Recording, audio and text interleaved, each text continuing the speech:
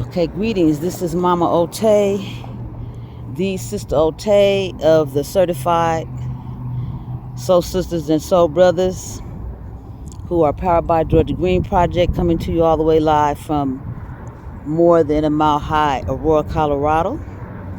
I'm here at plot 6 at my local community garden, and I'm going to do each section. I'm going to tell you what's happening in each section as we go. So what we're looking at now is a pollinator section. And you see the art, as I mentioned in previous videos, the link for this art is on my Linktree to the company that sells this. You'll see art, the metal art in here.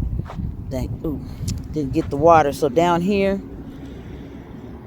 is some grape hyacinth that's actually done for the season, but I transplanted it, so I've been trying to give it some water support, which didn't happen today. I need to come back probably today to do that. There's some mixed flower seeds in here. Cosmos, calendula, zinnia. Nope. Keep saying cosmos. No cosmos. Zinnia, calendula, and marigold is what's happening in this section. This log may be switched out for, I have a pot that I need to put somewhere. And I might switch that log out for that. In this section here, well, it was going to be leafy greens, but I'm finding that the soil is hydrophobic. So I'm doing some research. I may just grow some cover crops in here and some lentils for the spring, and just let that, give us some soil enrichment activity. Where you see the soil is wet, I wet the garlic. So how can I tell that it's hydrophobic? See, you can see where it's wet. See how it's wet right here and it's wet right there? That's because it just rolled right over that space. It just rolled right over that. Hydrophobic. I learned that phrase in biology. Water resistant, water repellent, hydrophobic. So that's probably what's going to happen here in this section. This is going to be a leafy green section because this shed, first this building and this shed, later in the season will cast shadows into this area. So this area gets the most shade. So that's what's going to happen here in the spring. I have to really plan for 2 seasons this year. We're going to have cover crops. I have a mixed cover crop mix, and lentils are going to go in here. We're going to just let those grow and do their thing. In this space right here, I'm going to specifically grow daikon radish, because this used to be, I feel like the walkway might have been about right here where this pot is, and so it's a little compacted, even though I dug it down quite a bit. But I didn't grow in this space for years, a couple of years. So we want to let the daikon radish in the fall, bust through this soil. Then, we'll dig it in, and it will add the, some living materials, some things to feed the microorganisms that are in the soil. Keep saying I'm gonna stop coming out here without my map, but I can do this one because I know that's what's happening here. These 2 cover crops in the spring. We're in the spring now. In this space right here, I have red purslane, and I also have some sorrel. So I'm gonna just try to decide. I may use one of these pots to grow one of them and put another one in the soil.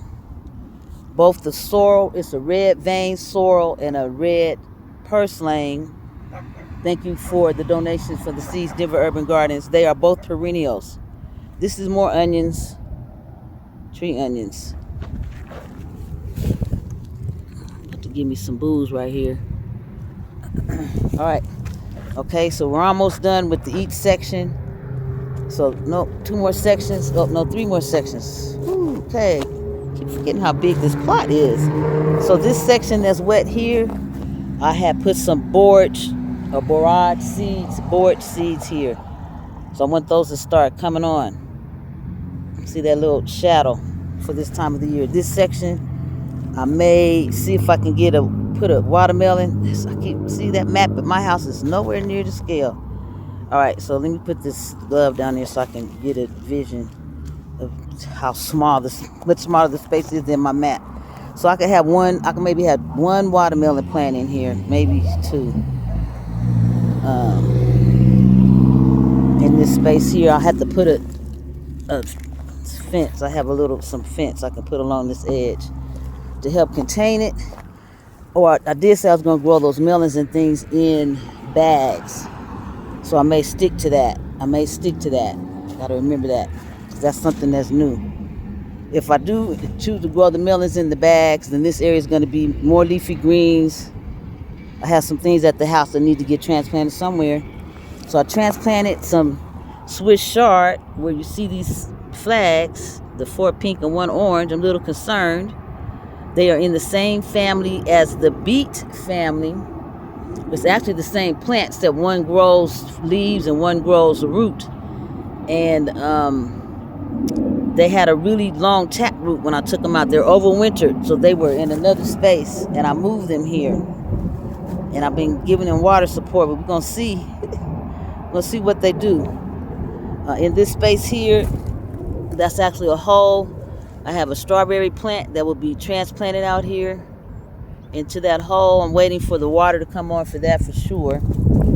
In this section where you see this red trellis, I have a cucumber that's called a crystal apple. I've never grown a crystal apple cucumber before, but it's small, like a lemon cucumber, so we're gonna try that.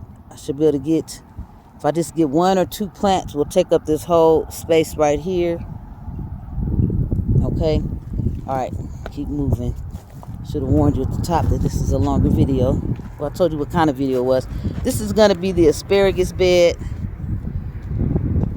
Okay, so what will grow in here all year, I'm gonna sow my mixed cover crops.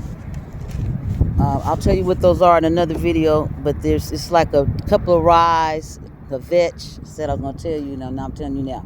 It's like a couple of rye, a vetch, some peas, some field peas, about 5 different things that I'm gonna let that grow in here all year long. Just keep turning it over, chopping it, turn it over.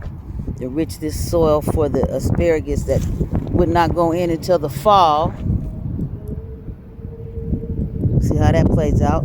This wet area here is more, this is more, say it, grape hyacinth. That's the sage. She's a perennial. I'm trying not to mess with her too much. I'm trying to wait to see if we're gonna get some green. She should come back. These are some more. All these bearded iris were either moved from another section in this plot or came from my house. I call this plant Ophelia. These are hens and chicks, which was on its way out last year. So we're gonna see if they'll come back. I just put some leaves in here. I see 2 that are still alive, but I try to just leave it as long as possible. Let it do its own thing. I did give it some more water today. All right, so this is going to be the moon bed section, hence the silver glittery. I don't know if you can see that. There will also be some solar lights to go on there, and the white pots will have plants in them. So I do have some plants to come in here, a couple of white perennials. Oh, where am I going to put that parsley? I might put her in a pot. So I have a parsley at home, the strawberry at home, because I was gonna put the parsley over there in the leafy green section, but we're not. I need to let that get some more work. So we're just gonna do lentils. I'm gonna show you Big Blue. I can see Big Blue when I'm driving down my street. I said, "Girl, I see you all the way over here." So Big Blue. So I don't know when the last time you saw the video, but you see I started adding the red mulch. I only buy the bags when they're broken because they're half off. And it's not going to be an edge there. I'm going to leave it free, but I'm going to add more mulch and fill in all the rest of the walkway with red mulch. There's going to be black mulch in here in the pollinator bed. There's 2 pollinator beds, right? That's a pollinator bed. Mention that. And this is a pollinator bed. I didn't tell you what flowers are in here. Same flowers. Zinnia, marigolds, calendula. But I have some other, like white aster, that's going to come over here. I have some other perennials, white flowers, that will come in here. I had these salvias, but I don't know if they, see, I don't know if they're going to make it. I'm allergic to them anyway, but I keep forgetting to water them. Maybe that's intentional. Unintentionally intentional. All right, so anyway, that's what's happening out here. I'm over 10 minutes. I'm just going to let you see. Big Blue, this is an old-timey blue collard plant. And I'm watching it, trying to make sure she doesn't get any bugs while I wait for her to give me her leaves. I mean, her seeds. I keep saying leaves.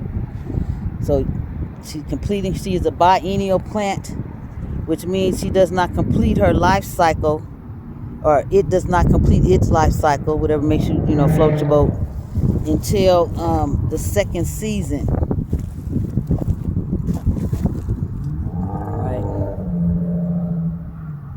Sometimes people have their plants that bolt, but I left her intentionally over the winter so that she could do what she's doing right now. I'm waiting to see. Oh, there we go. Here we go. So I thought she had pods.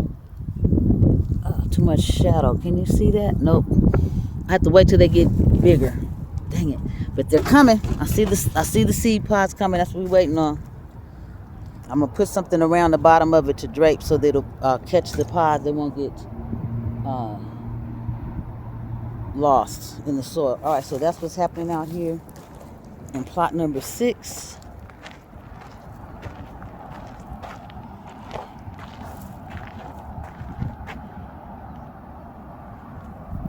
Man, I was doing so good keeping my fingers out of the shots. All right, plot number 6.